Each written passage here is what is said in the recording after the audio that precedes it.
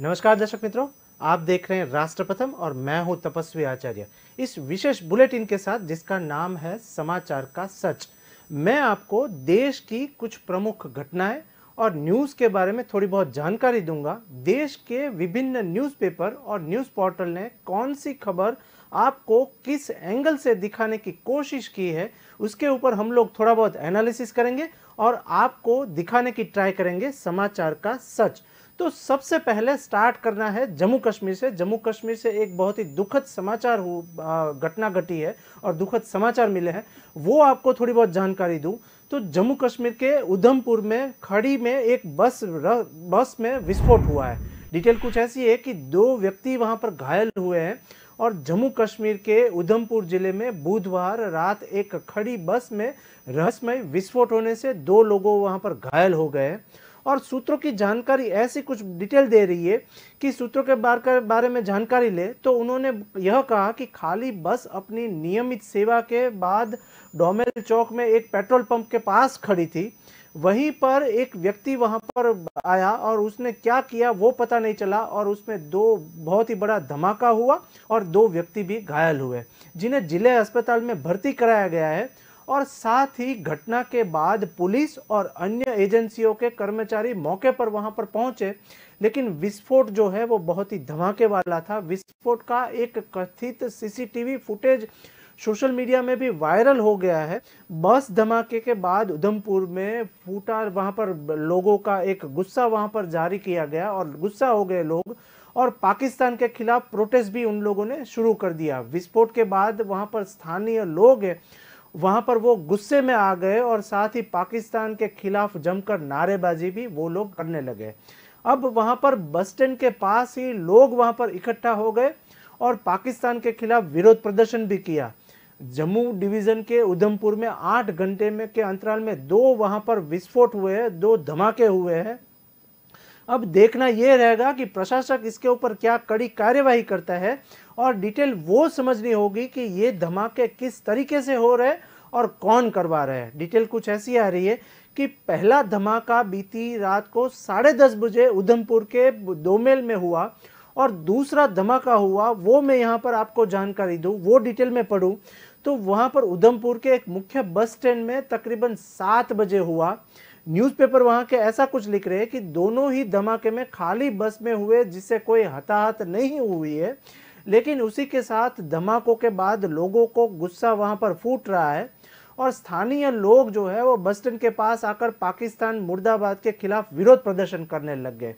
विस्फोट ऐसे वक्त वहां पर हुआ जब गृह मंत्री अमित शाह जम्मू के दौरा वहां पर जाने वाले हैं, जम्मू के दौरे पे वहां पर जाने वाले हैं और दौरा वहां पर प्रस्तावित है। 3 अक्टूबर की शाम अमित शाह जो है वो वहां पर जम्मू पर पहुंच रहे हैं और वहां पर जम्मू में काफी लोगों को भी मिलने वाले हैं। खबर यह है कि जम्मू प्रशासक के साथ भी वो मीटिंग करने वाले हैं अमित शाह। अब देखना यह होगा कि आए दिन जम्मू कश्मीर की शांति को बिखेरने के जो प्रयास हो रहे हैं, शांति की वहां पर जो वार्तालाप करने के लिए अमित शाह वहां पर जाते हैं, लेकिन आए दिन वहां पर जम्मू कश्मीर में धमाके होते रहते हैं। अब प्रशासन क्या कार्यवाही करती रही है इसके ऊपर हम लोग लगातार नजर रखेंगे और आपको भी समाचार देते रहेंगे। अब बात करते हैं दूसरे न्यूज़ की तरफ। दूसरे न्यूज़ जो दिल्ली से आ रहे हैं वो उसमें टाइम्स नाउ और टाइम्स ऑफ इंडिया का पोर्टल जो है वो केंद्र सरकार के बारे में एक न्यूज़ दे रही है। वो न्यूज़ भी बहुत ही बड़ी मानी जाती है।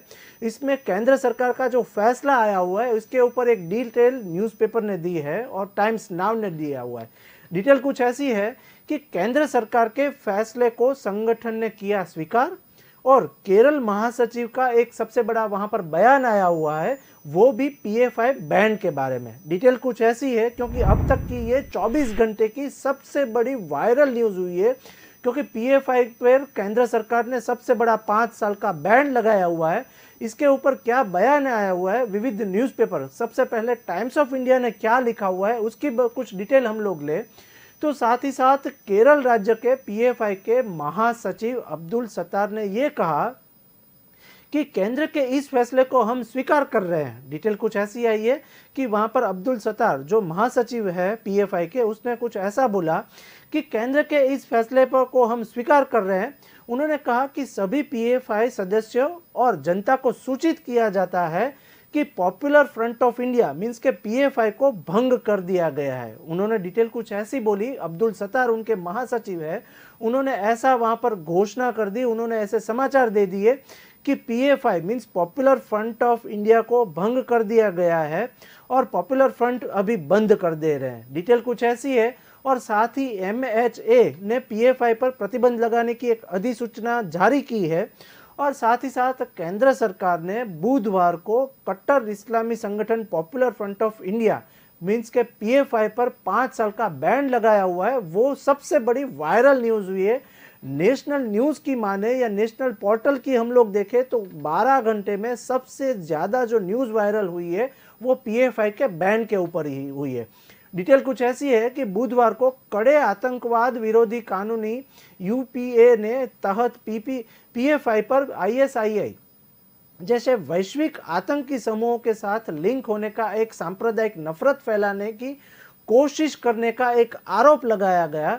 और इसके साथ ही पीएफआई के 8 सहयोगी संगठन पर भी बैन लगा दिया गया है। इसके साथ पीएफआई जैसे ही जो टोटल 8 संगठन है उसके ऊपर भी केंद्र सरकार ने वहां पर बैन लगाया हुआ है।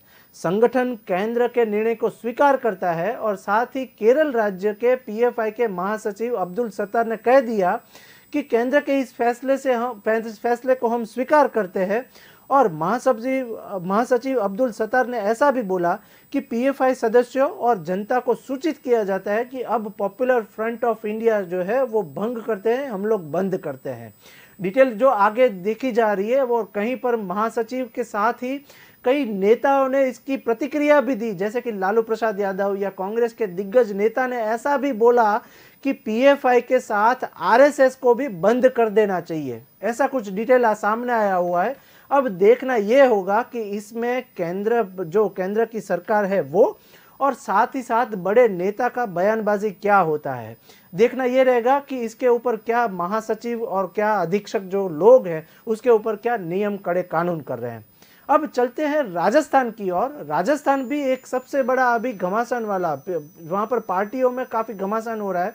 उसमें सबसे पहले जो राजस्थान पत्रिका न्यूज़पेपर है वो कुछ डिटेल दे रहे हैं कांग्रेस के बारे में। कांग्रेस के बारे में राजस्थान पत्रिका जो लिख रहा है वो मैं यहाँ पर पढ़ूं, क्योंकि अब तक की 12 घंटे की राजस्थान की माने, राजस्थान स्टेट की माने तो ये सबसे बड़ी समाचार, सबसे बड़ी घटना मानी जाती है कि वहां पर महासचिव कौन होंगे और राजस्थान के नेक्स्ट सीएम कौन होंगे। काफी जगह पे वहां पर ये क्वेश्चन मार्क करके न्यूज पोर्टल पे ये न्यूज वायरल हुई है। तो इसमें राजस्थान पत्रिका जो लिख रहा है कुछ ऐसा लिख रहा है, राजस्थान के अशोक गहलोत की जगह कोई दूसरा मुख्यमंत्री शपथ ले सकता है। ऐसा उन्होंने फ्रंट पेज पे ऊपर ये समाचार का स्थान दिया हुआ है, समाचार को स्थान दिया हुआ है। उसमें डिटेल जो लिखी है वो मैं यहाँ पर पढ़ूं, वो हम लोग जानकारी ले तो डिटेल कुछ ऐसी है कि राजस्थान में अशोक गहलोत की जगह कोई दूसरा मुख्यमंत्री शपथ ले सकता है। और सूत्रों के हवाले से बताया गया है कि गहलोत सीएम पद छोड़ने के लिए तैयार हो गए हैं। डिटेल कुछ ऐसी आई है क्योंकि 2 दिन से अशोक गहलोत जो है वो कांग्रेस के मोड़ी मंडल को मिल रहे हैं, साथ ही साथ सोनिया गांधी से की भी वार्तालाप होने के कुछ डिटेल और समाचार सामने आया हुआ है। तो इसके मद्देनजर रखते हुए वहां पर इसका अगर दूसरा मतलब निकाला जाए तो अशोक गहलोत अगले कांग्रेस अध्यक्ष हो सकते हैं, ऐसी भी डिटेल सामने आई है। और वहां पर राजस्थान पत्रिका और साथ ही साथ दैनिक भास्कर न्यूज़पेपर है, उन्होंने भी कुछ डिटेल लिखी है, वो मैं यहाँ पर पढ़ूं। तो इससे पहले अशोक गहलोत के करीबियों ने राजस्थान में बगावत छेड़ दी थी और जब वहां पर सचिन पायलट को मुख्यमंत्री बनाने की बात सामने आई तो गहलोत समर्थन कई विधायकों ने इस्तीफा वहां पर दे दिया। सोनिया गांधी से मुलाकात हो रही है अशोक गहलोत की, सचिन पायलट की, तो उसके बारे में जो डिटेल आई हुई है वो मैं यहाँ पर पढ़ूं तो अशोक गहलोत सोनिया गांधी से मुलाकात कर रहे हैं और इस मुलाकात के बाद वो नामांकन दाखिल कर सकते हैं, ऐसी भी एक समाचार आया हुआ है। डिटेल कुछ ऐसी है कि सूत्रों के मुताबिक इसके लिए गहलोत की तरफ से एक बड़ी शर्त भी रखी गई है और वो क्या शर्त है उसके बारे में एक डिटेल जो है वो न्यूज़पेपर ने दी है, वो मैं यहाँ पर पढ़ रहा हूँ कि सूत्रों के मुताबिक इसके लिए गहलोत की तरफ से एक बड़ी शर्त रखी गई। उसमें गहलोत चाहते हैं कि उनके विश्वस्त वहां पर 102 विधायकों में से ही किसी को मुख्यमंत्री बनाया जाए। उसके पास 102 विधायक है, उसी में से किसी को राजस्थान के सीएम बनाया जाए। और सचिन पायलट को सीएम बनाने के लिए गहलोत किसी भी कीमत पर तैयार नहीं है। एक स्टेटमेंट वो आया हुआ है कि अगर सचिन पायलट वहां पर सीएम बनते हैं तो हमारा सम्मति नहीं होगा, ऐसा वहां पर अशोक गहलोत बोल रहे हैं। यानी अगर आला कमान ने सचिन पायलट के नाम पर मुहर लगाई तो राजस्थान में फिर बगावत देखने को मिल सकती है। ऐसे भी वहां पर काफी सारे समाचार आ रहे हैं और न्यूज पोर्टल में न्यूज भी वायरल हो रही है। अब सोनिया गांधी लेंगे अंतिम फैसला और अब सोनिया गांधी को यह फैसला लेना है कि अशोक गहलोत को अध्यक्ष पद की रेस में रखना चाहती है या फिर नहीं। सूत्रों के मुताबिक गहलोत गांधी परिवार के सबसे करीबी नेता माने जाते हैं, इसीलिए एक उम्मीद कम है कि उनके खिलाफ कोई बड़ा एक्शन लिया जाए। डिटेल कुछ ऐसी आ रही है, लेकिन गहलोत की जो शर्त उसे लेकर कांग्रेस की परेशानी बढ़ गई है और बढ़ रही है, क्योंकि सचिन पायलट के समर्थन विधायक लगातार मांग कर रहे हैं कि उन्हें जिम्मेदारी दी जाए, मींस के सचिन पायलट को राजस्थान के मुख्यमंत्री बनाया जाए। ऐसे में अगर बात एक वो सामने आई है, क्योंकि कांग्रेस अभी काफी कुछ असमंजस में वहां पर राजस्थान में है, तो ऐसे में अगर गहलोत के किसी करीब को सीएम की कुर्सी दी जाती है तो राजस्थान कांग्रेस में बवाल मच सकती है। ऐसी कुछ डिटेल सामने आई है और आज भी कई न्यूज मैगजीन ने ऐसा कुछ लिखा हुआ है कि अगर सपोज गहलोत के करीबी को वहां पर सीएम नहीं बनाया जाए तो वहां पर राजस्थान में कांग्रेस में बवाल मच सकती है। और उसी के साथ पायलट से पहले ही नाराज चल रही है वहां पर राजस्थान के लोग, इसीलिए अब पार्टी किसी भी हाल में उन्हें निराश करना नहीं चाहेगी। ऐसी कुछ डिटेल सामने आएगी। अब हम लोग लगातार नजर वो रखेंगे कि राजस्थान के एक तो सीएम कौन बन रहे हैं और साथ ही साथ सोनिया गांधी क्या अहम फैसले ले रही है। अब बात करें तीसरे न्यूज की ओर, तो एक पंजाब की सबसे बड़ी न्यूज जो हम लोगों को मिली है और विविध पोर्टल में भी ये न्यूज सबसे बड़ी मानी जाती है, तो उसमें पंजाब केसरी ने एक रिपोर्ट दिया हुआ है, एक न्यूज दिया हुआ है, उसके बारे में हम लोग सुने। तो पंजाब केसरी ने एक लिखा है कि मान के काफिले में 42 गाड़ियां हैं वहां पर। मान जब वहां पर रास्ते से निकलते हैं तो उसके साथ 42 गाड़ियां साथ में चलती है। ऐसी एक चौंकावनारा किस्सा सामने आया हुआ है, चौंकावनारी न्यूज सामने आई है।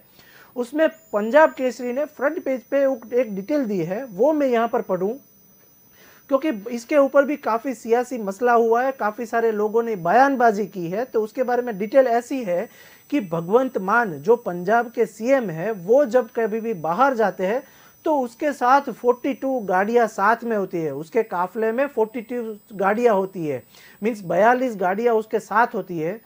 पूर्व सीएम बादल अमरिंदर से कहीं ज्यादा ये गाड़ियां उनके साथ चल रही है, ऐसा भी एक स्टेटमेंट सामने आया हुआ है। इसी के साथ कांग्रेस नेता बाजवा ने एक सवाल उठाया हुआ है, क्या वो बोल रहे हैं और क्या सवाल उठाया हुआ है उसकी डिटेल हम लोग समझे। तो कांग्रेस नेता प्रताप सिंह बाजवा ने कल को एक दावा किया कि पंजाब के मुख्यमंत्री भगवंत मान के काफिले में पूर्व मुख्यमंत्री प्रकाश सिंह बादल और साथ ही साथ अमरिंदर सिंह की तुलना में अधिक उसके पास गाड़ियां हैं। और कांग्रेस नेता प्रताप सिंह बाजवा ने बुधवार को दावा किया कि पंजाब के मुख्यमंत्री भगवंत मान की काफिले में पूर्व मुख्यमंत्री के अलावा पूर्व मुख्यमंत्री के पास भी इतनी गाड़ियां नहीं थी, उतनी ज्यादा गाड़ियां भगवंत मान जो है वो यूटिलाइज कर रहे हैं, यूज कर रहे हैं। सूचना के अधिकार अधिनियम के तहत प्राप्त जवाब का एक हवाला देते हुए दावा किया गया है कि मुख्यमंत्री मान के काफिले में 42 गाड़ियां है, मीन्स 42 गाड़ियां है, जो प्रकाश सिंह बादल और अमरिंदर सिंह जो पूर्व सीएम है उसके काफिले में भी इतनी गाड़ियां नहीं थी। डिटेल कुछ ऐसी है कि वहां पर बाजवा ने एक ट्वीट में ऐसा कुछ कहा कि चौंकाने वाला एक घटस्फोट वहां पर हुआ कि मुख्यमंत्री बादल के काफिले में 2007 से लेकर 17 तक सिर्फ 33 वाहन थे और कैप्टन अमरिंदर के पास मुख्यमंत्री बनने पर वाहनों की संख्या में कई बदलाव कुछ नहीं हुआ था। लेकिन एक आरटीआई के माध्यम से एक डिटेल सामने आई है, एक खुलासा हुआ है, वो पंजाब को अब तक की सबसे बड़ी न्यूज मानी जाती है और काफी सारी चर्चाएं भी पंजाब में हो रही है कि मुख्यमंत्री मान तथा कथित आम आदमी के काफिले में 42 कारें हैं। और बाजवा ने उसको जवाब देते हुए पोस्ट किया, जिसके बारे में उन्होंने दावा किया है कि यह एक आरटीआई के जरिए ये डिटेल मिली है। और बाद में बाजवा ने एक बयान में दावा किया हुआ है कि मुख्यमंत्री के रूप में प्रकाश सिंह बादल के पहले कार्यकाल 31 मार्च 2007 से लेके 30 मार्च 2012 तक इतनी गाड़ियां उसके काफिले में नहीं थी। और मैं राज्य परिवहन निगम द्वारा मुख्यमंत्री को प्रदान किए गई कारों की संख्या 33 थी। उस टाइम जो है वो मुख्यमंत्री की कार की संख्या 33 थी। बाजवा ने कहा कि बादल के दूसरे कार्यकाल 31 मार्च 2012 से 30 मार्च 2017 तक बादल के काफिले में इतनी ही कारें थी। डिटेल कुछ ऐसी सामने आई है। बात अब देखना यह रहेगा कि इसके पंजाब के प्रशासक जो है इसके बारे में क्या फैसला लेते हैं और भगवंत मान जो है वो ये काफिले में कुछ फेरफार कर रहे हैं या नहीं कर रहे हैं। देखना यह रहेगा कि इसके ऊपर क्या समाचार आते हैं। अब बात करें दूसरे स्टेट की ओर, क्योंकि बात आपको बता दें कि ये समाचार का सच जो है उसमें हम देश के विभिन्न स्टेट से जो सबसे बड़ी घटना होती है या सबसे बड़े समाचार होते हैं उसका हम लोग आकलन करते हैं। जो वहाँ के न्यूज़पेपर होते हैं, जो वहाँ की न्यूज़ चैनल होती है, उन्होंने क्या प्रमुख समाचार दिए हुए उसकी हम लोग डिटेल यहाँ पर पढ़ते हैं। तो अब चलते हैं हम लोग उत्तराखंड की ओर। उत्तराखंड में ये भी एक सबसे बड़ा न्यूज़ पोर्टल माना जाता है समाचार प्रभात करके। समाचार प्रभात ने जो डिटेल लिखी है उसके बारे में एक बिजली उपभोक्ताओं के लिए एक सबसे बड़ा न्यूज़ वहाँ पर आया हुआ है।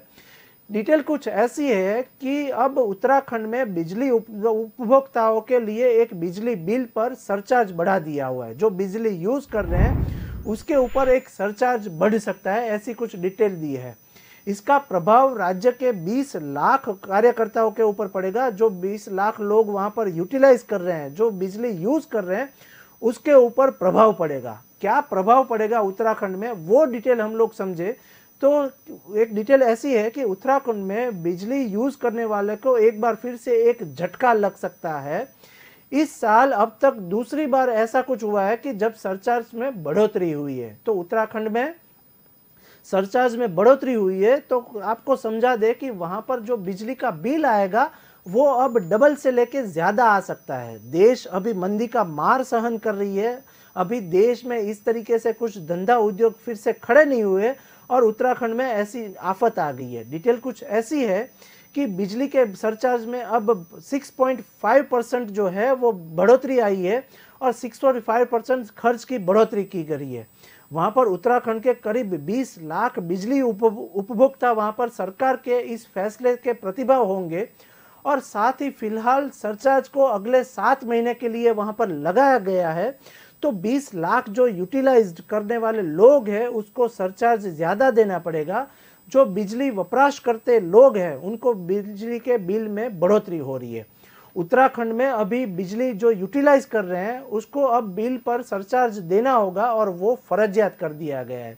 ये सरचार्ज करता जो 31 मार्च 2023 तक वसूला जाएगा और साथ ही वहां पर यूपीसीएल ने इसके लिए नियामक आयोग में एक याचिका दाखिल की है। इस याचिका 13,050 करोड़ रुपए के लिए दी गई है और साथ ही में ये बता दे कि जिसके बाद अगले 7 महीने तक बिजली वहाँ पर वपराश करता है, जो बिजली यूटिलाइज कर रहे हैं उस पर सरचार्ज लगा दिया गया है। अब वो जो सरचार्ज लगाया हुआ है वो 6.5% की बढ़ोतरी से वहाँ पर लगाया गया है। और डिटेल कुछ ऐसी है कि प्रस्ताव बीते लंबे वक्त से यूपीसीएल के घाटे में चल रहा था। वहाँ पर जो यूपीसीएल है वो घाटे में चल रहा था, इसके लिए ऐसा प्रस्ताव रखा गया और उसके बिल में बढ़ोतरी कर दी गई। डिटेल कुछ दूसरी ऐसी है कि उनका कहना था कि दूसरे राज्य से बिजली खरीदने में उनका बड़ा हिस्सा लग रहा है और जिसके कारण कंपनी को घाटा हो रहा था। डिटेल कुछ ऐसी आई है कि उनका कहना ऐसा है कि दूसरे राज्यों से बिजली खरीदने में उनका सबसे बड़ा वहां पर हिस्सा होता है, हिस्सा लग रहा है, जिसके कारण वहां पर कंपनी को घाटा हो रहा है।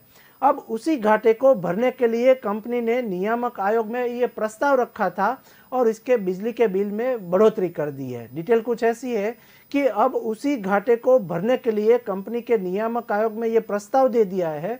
हालांकि कंपनी के सरचार्ज के लिए अपने प्रस्ताव में 13% की बात रखी थी। डिटेल कुछ ऐसी है कि वहां पर 13% की बात रखी थी, लेकिन नियामक की बात सुने, लेकिन नियामक आयोग ने इसी फिलहाल वहां पर 6.5% जो है वो करीब वहां पर इसकी बढ़ोतरी कर दी है। अब माना यह जाता है कि इस फैसले से यूपीसीएल को 1100 करोड़ का मुनाफा हो सकेगा। डिटेल कुछ ऐसी आई है कि इसके चलते हुए ऐसा जो डिसीजन लिया गया है, इसके लिए यूपीसीएल को 1100 करोड़ का मुनाफा होगा। लेकिन इस फैसले का असर करीब 20 लाख यूटिलाइज मीन्स जो 20 लाख वहां पर बिजली उपभोग करता है उसको उस पर पड़ेगा।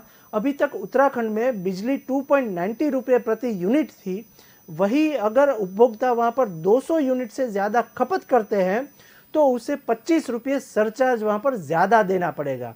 वहीं अगर उसे 4 यूनिट से ज़्यादा वहां पर इस्तेमाल करते हैं तो उसे जो है वो 45 रुपीज़ जो है वो सरचार्ज ज़्यादा देना पड़ेगा। इस फैसले के बाद यूनिट के हिसाब से सरचार्ज अलग अलग दर वहाँ पर जारी किए गए हैं।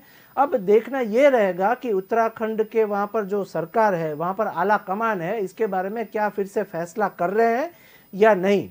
दूसरी ही एक उत्तर प्रदेश की बात करें तो एक समाजवादी पार्टी की भी वहां पर सबसे बड़ी न्यूज़ वायरल हुई है। हम लोग उत्तर प्रदेश की ही बात करेंगे, लेकिन अभी वहां पर भी सियासी मसला जो चल रहा है, समाजवादी पार्टी का एक वहां पर गठन हो रहा है और वहां पर काफ़ी सारे लोग वहां पर इकट्ठा हुए हैं, समाजवादी पार्टी के नेता वहां पर इकट्ठा हुए हैं। उसके बारे में एक न्यूज़ पढ़े तो वहां पर समाजवादी पार्टी को गुरुवार यानी आज राष्ट्रीय एक अधिवेशन चल रहा है और अधिवेशन होने वाला है। उसके बारे में राष्ट्रीय अधिवेशन के दिन पार्टी के राष्ट्रीय अध्यक्ष का चुनाव भी वहां पर किया जाने वाला है। तो इससे ये न्यूज़ जो है वो उत्तर प्रदेश में सबसे बड़ी वायरल भी हो रही है और न्यूज़पेपरों ने भी इसको फ्रंट पेज पे स्थान दिया हुआ है। अब देखना यह रहेगा कि वहां पर समाजवादी पार्टी क्या डिसीजन ले रही है। तो वो डिटेल जो न्यूज़पेपर की लिखी है वो मैं यहाँ पर समझूं और वो मैं पढ़ूं तो वहां पर समाजवादी पार्टी को गुरुवार को राष्ट्रीय अधिवेशन अभी आज चालू हो गया है। उसी बीच राष्ट्रीय अधिवेशन के दिन पार्टी के राष्ट्रीय अध्यक्ष का चुनाव किया जाएगा। इसमें राष्ट्रीय अध्यक्ष के रूप में एक बार फिर से अखिलेश यादव का चुना जाना लगभग वहां पर तय माना जाता है। इससे पहले बुधवार को यानी कल को यहाँ पर सपा का प्रांतीय एक अधिवेशन हुआ था जिसमें नरेश उत्तम पटेल को पार्टी के लगातार दूसरी बार सपा का प्रदेश अध्यक्ष चुना गया है। जिसके बाद समाजवादी पार्टी का प्रांतीय अधिवेशन बुधवार को लखनऊ स्थित रमाबाई मैदान में हुआ था। इसी बीच गुरुवार को यानी आज इसी मैदान में पार्टी का राष्ट्रीय अधिवेशन शुरू हो गया है और वहीं कई सारे नेता भी अभी मिल रहे हैं। तो इसी अधिवेशन में अखिलेश यादव को फिर से पार्टी प्रमुख की जिम्मेदारी मिलना माना तय है और अखिलेश यादव जो है वो पार्टी प्रमुख बन सकते हैं। इसी बीच अधिवेशन की शुरुआत सुबह 10 बजे यानी अभी हो गई है। इसी बीच क्या अहम फैसला लिया जाता है वो समाचार सबसे बड़ा होगा उत्तर प्रदेश, यूपी, बिहार के लिए। और वहीं पर सुबह पहले राष्ट्रीय ध्वज का ध्वजारोहण वहां पर हुआ है, उसके बाद राष्ट्रगान वहां पर होने वाला है और इसके बाद निर्वाचन अधिकारी जो है के रूप में वहां पर राम गोपाल यादव द्वारा राष्ट्रीय अध्यक्ष के चुनाव की प्रक्रिया जो है वो स्टार्ट हो जाएगी। अब देखना ये रहेगा कि वहां पर क्या सियासी मसला स्टार्ट होता है। और इसी बीच वहां पर राष्ट्रीय अध्यक्ष का चुनाव होने के बाद अखिलेश यादव का एक संबोधन भी होने वाला है। तो आज सब लोगों की नज़र जो है वो अखिलेश यादव के संबोधन पे होगा। इसके बाद राजनीतिक और आर्थिक प्रस्ताव भी एक पेश करने वाले हैं अखिलेश यादव। इस पर अधिवेशन में चर्चा होगी कि फिर प्रस्ताव पारित किया जाए या ना किया जाए। इसके बाद आज शाम को एक अधिवेशन का एक समापन होने वाला है। इसी बीच माना यह जा रहा है कि अखिलेश यादव का फिर से पार्टी अध्यक्ष बनना लगभग आज तय है। तो अखिलेश यादव जो है वो सबसे बड़ी क्या वहां पर जाहिरात करते हैं। और हालांकि अधिवेशन की बात करें तो अधिवेशन के दौरान वहां पर इसकी औपचारिकता पूरी होगी और साथ ही में ये लगातार तीसरी बार होगा जब अखिलेश यादव को सपा का प्रमुख की जिम्मेदारी वहां पर मिलेगी। डिटेल कुछ ऐसी है कि इससे पहले बुधवार को सपा का प्रांतीय अधिवेशन हुआ था और लगभग ये तय है कि अखिलेश यादव जो है वो वहां पर कमान संभालेंगे। अब एक दूसरे न्यूज़ की तरफ चले और दुनिया के एक सबसे बड़े लिस्ट वहां पर सामने आया हुआ है। दुनिया से सबसे बड़े अमीर की एक लिस्ट सामने आई है। उसमें टाइम्स ने टाइम 100 नेक्स्ट लिस्ट ऐसा एक डिटेल सामने आया हुआ है जिसमें दुनिया के उभरते 100 सितारों में भारत से केवल एक आकाश अंबानी का नाम सामने आया हुआ है। रिलायंस के जो चेयरमैन एमडी माने जाते हैं आकाश अंबानी, उसका जो नाम सामने आया हुआ है उसका जो है दुनिया के 100 उभरते सितारों में एक सिर्फ भारत में से एक नाम चुना गया है, वो है आकाश अंबानी। डिटेल यहाँ पर हम लोग पढ़े तो टाइम 100 नेक्स्ट में दुनिया भर के ऐसे 100 उभरते सितारों का स्थान दिया जाता है जिसमें कि जो विश्व के बेहतर बनाने और उसी के साथ भविष्य को परिभाषित करने के लिए असाधारण प्रयास करते हैं, उसकी एक सूची बनाई जाती है। उसमें 100 लोगों को शामिल किया जाता है जिसमें आकाश अंबानी का नाम वहां पर दिया गया है। डिटेल कुछ ऐसी है कि रिलायंस जियो के चेयरमैन आकाश अंबानी का नाम जो है वो टाइम मैगजीन के टाइम्स 100 नेक्स्ट उसकी लिस्ट में शामिल किया गया है और उसी के चलते हुए वह अकेले भारतीय होंगे जिसका नाम जो है वो इसमें शामिल हुआ है। डिटेल कुछ ऐसी है कि जिन्हें इस लिस्ट में शामिल किया गया है वो आकाश अंबानी अकेले है। वही इस लिस्ट में भारतीय मूल की आम्रपाली गन को भी वहां पर शामिल किया गया है। उसी के चलते हुए जो सोशल मीडिया मंच एनआर फैंस की सीईओ है और साथ ही में रिलायंस के आकाश अंबानी को भी ये 100 लिस्ट में शामिल किया गया है। टाइम्स 100 नेक्स्ट में दुनिया भर के ऐसे उभरते 100 सितारों को स्थान दिया जाता है जो विश्व को बेहतर बनाने के और भविष्य में परिभाषित करने के लिए असाधारण प्रयास करते हैं। डिटेल कुछ ऐसी है कि आकाश अंबानी के बारे में टाइम मैगजीन ने एक डिटेल लिखी हुई है। उसके बारे में पढ़े तो उन्होंने गूगल और फेसबुक के साथ अरबों डॉलर का निवेश वाली डील्स को पूरा करने में महत्वपूर्ण भूमिका बजाई है। वहां पर भूमिका ऐसी निभाई है उन्होंने कि मैगजीन ने कहा कि आकाश ने सिर्फ 22 साल की उम्र में ही जियो बोर्ड में जगह पा ली थी और उसी के चलते हुए जो कि एक महत्वपूर्ण उपलब्धि है आकाश अंबानी के लिए और भारत देश के लिए। इसी बीच टाइम ने कहा कि लिस्ट में उन 100 उभरते हुए नेताओं को शामिल किया गया है जो व्यापार, मनोरंजन, खेल और राजनीतिक, स्वास्थ्य विज्ञान और सक्रियता के भविष्य को आकार दे रहे हैं। डिटेल कुछ ऐसी है कि इसी सूची में अमेरिकी गायक एजेट्स और अभिनेत्री सिडनी स्विनी, बास्केटबॉल खिलाड़ी झा मोरेट और स्पेनिश टेनिस जो है खिलाड़ी है वो कार्ल अल्कराज को वहां पर और उसी के साथ अभिनेता और टेलीविजन व्यक्ति को के पामर और उसी के साथ पर्यावरण कार्यकर्ता फरवीजा फरहान का भी एक नाम वहां पर आ गया है। इसी के साथ आम्रपाली गन को वहां पर ऑल इन फैंस को सीईओ के रूप में वहां पर नियुक्त किया गया था जो कि एक कंटेंट क्रिएटर की साइट है, उसमें भी उसका नाम जो है वो शामिल हुआ है। तो इसके लिए भारत भी एक खुशी व्यक्त कर रहा है और आकाश अंबानी का नाम इस 100 लिस्ट में आया हुआ है तो रिलायंस में भी काफ़ी खुशनुमा वातावरण है। एक दूसरी जो डिटेल सामने आई हुई है ये अयोध्या की है कि अयोध्या में राम मंदिर विरासत पर गर्व की पूर्ण प्रतिष्ठा होगी और प्रधान सेवक नरेंद्र मोदी वहां पर जाने वाले हैं। लेकिन ये जो समाचार है वो हम लोग आपको कल दिखाएंगे क्योंकि अभी मुझे दीजिए रजा। नमस्कार।